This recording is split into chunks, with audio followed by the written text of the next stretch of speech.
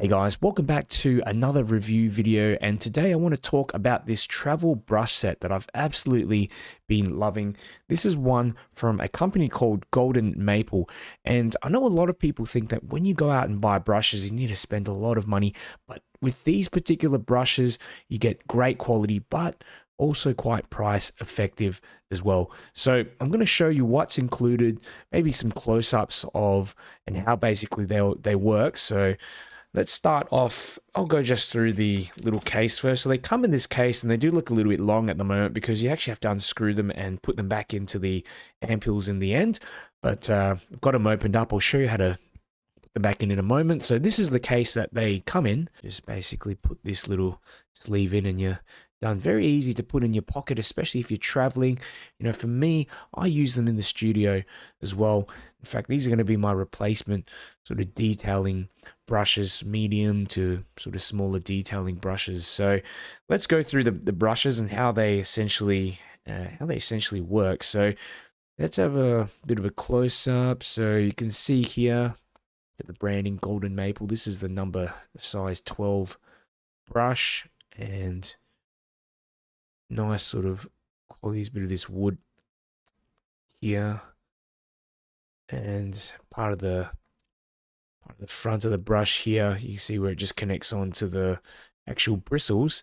And Golden Maple are using a synthetic sable, which reminds me a lot of Taklon. So if you've used Taklon brushes, they're like a high-end sort of synthetic brush, and you can see here, you sort of flick that brush back and forward, okay, and the bristles stay together, but they have a nice little spring to it, and that spring is so important, that action especially, to get in detail and quick little scumbling brush strokes on the paper, sometimes to indicate or imply details.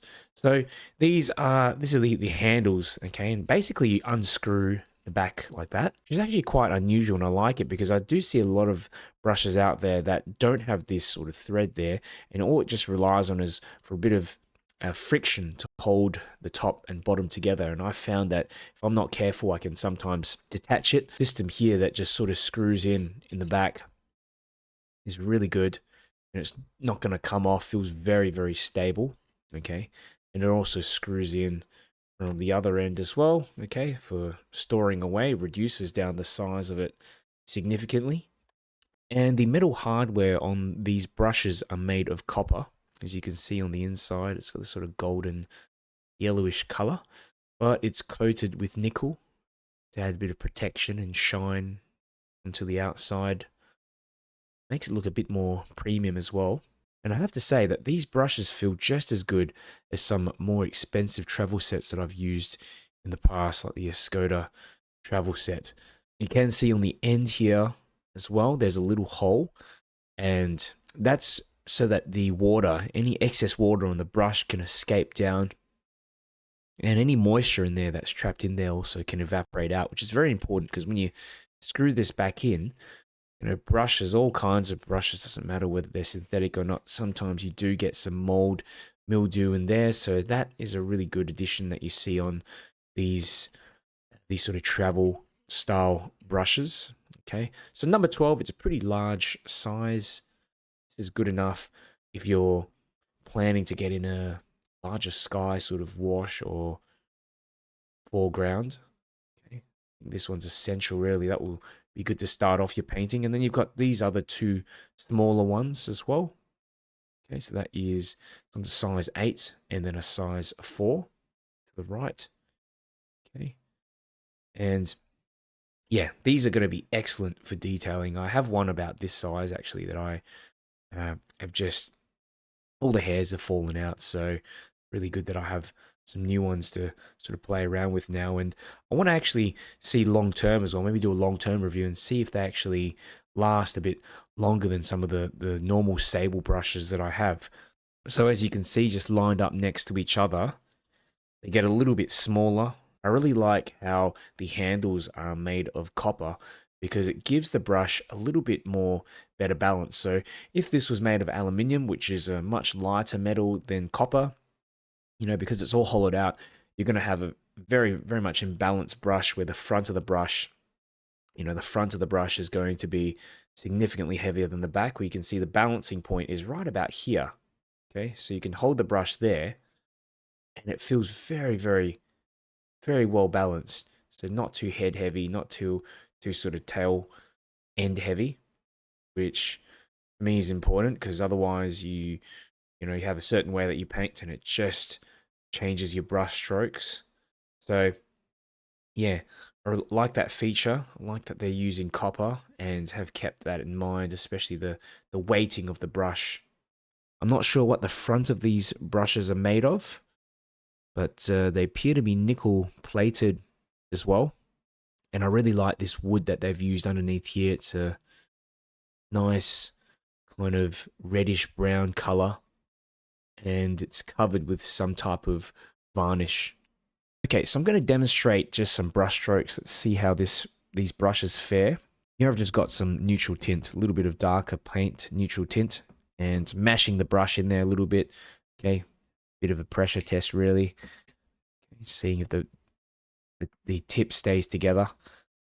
Okay, and here we go. Look at that, wow.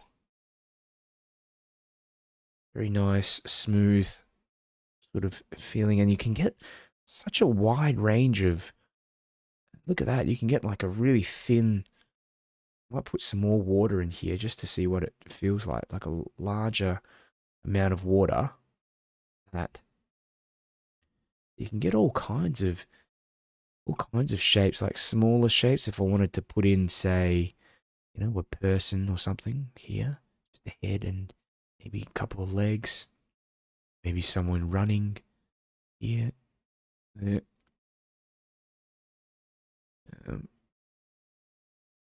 We're just standing upright. Let's try to go even smaller with this brush. That amazing. You can really get in quite large shapes, and it picks up a good amount of water considering. I mean, it's a size 12 brush, but it's a synthetic as well. A lot of synthetic brushes just don't pick up much water at all. Okay, I'm just picking up some of this bluish paint, and let's see. I'm gonna maybe paint in a rectangle here and see how far it can really go. Okay, so I'm gonna have to reload round about now. All right. But look at how smooth that just connects on. Amazing. So this is going to be great if you're getting in larger washes, okay, or maybe like a set of buildings. You just want to get in a whole bunch of buildings like this, maybe next to one another, and not have to continually keep going back to the palette all the time. And play around. I'll just use some of these smaller ones and see what other. They're basically the same brush, but just in a smaller configuration, smaller size. Okay, look at that. So this makes it much easier when you're using these smaller brushes, especially if you hold it down the head area. Makes it much easier to get in these little details. Look at that. Just try this tiny little one and see what this sort of feels like as well. Okay, this is the head, the figure. Okay. Yeah, this little one's really good. I can see myself using this number 4 here. Some smaller detailing, but amazing how, it's really hard to tell which brush I've actually used. If you think about it. Okay. Even the smaller brush allows you to get in larger sort of brush strokes if you need it, or you can just put in smaller figures like this, okay, as well. So fantastic. Let's try this in the context of a little painting. So I'm gonna do a very quick little beach scene, and over here on the side I'm just mixing up myself some cerulean blue. Bunch of cerulean blue here. I'm gonna keep it fairly light. Let's go ahead. Let's just get this in So certainly it's not picking up as much water as a mop brush, but it is picking up a, you know, decent amount of water for me to get in the sky wash, a smooth sky wash here, which is good enough, especially if you're sketching. I think it's doing an amazing job. That's a bit of the sky. Maybe I can get in indication of some darker water or something coming through here out the back. Just a ooh, something like that. Yeah. Okay, and then some about some sand, some kind of yellowish color down the base like this. Mix that together with yellow ochre. That. Okay. And while I'm at it, why not use some of these smaller brushes to get in some clouds? Let's get in some purple. I'm going to pick up a little bit of purple, wet the brush, and just drop that in. Just see how that looks. Okay, that's nice, actually, quite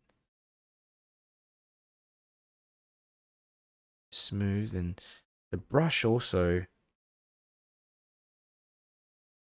picks up just enough paint on there. It's not too saturated so that when you go back in, it actually causes any blooms. I mean, you've got to be careful, of course, how much water you have on that brush still, but it's, you can see the brush strokes very easily. These little clouds, cloud-like shapes that I'm adding in here. And you can see down the base here, I'm just basically going a bit smaller with some of these brush strokes. Okay, a bit smaller.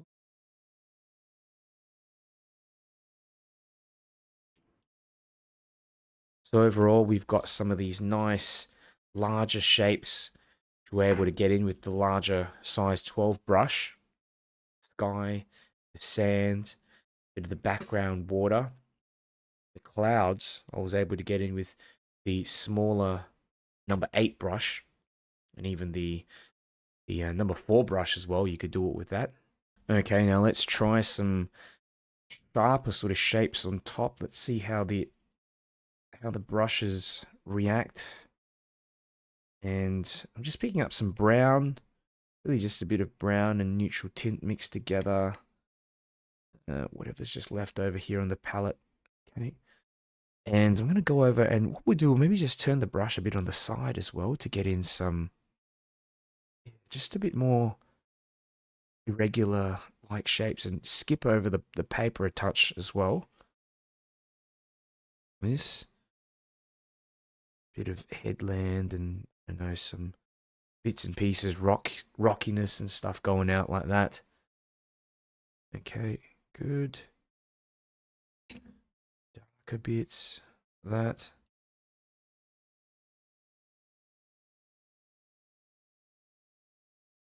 This might actually drop in a bit of yellow or something into these areas as well. Smaller brush, do it. A bit of yellow or something into these bits of rock. And let's start putting in maybe some figures, some small figures or something here. Just experimenting around with this smaller brush. Legs there. It's just a quick little indication of these figures, of course. I'm not trying to tell them to agree. People in the distance, some smaller people just to practice. See if we can get in smaller ones with this brush. Easy, very easy. Different lengths, and maybe we might have a larger person, here, walking into the scene. Okay, put in a bit of shadow, maybe, right, or something. But a simple little scene, simple little beach scene, I guess. Birds up in the sky.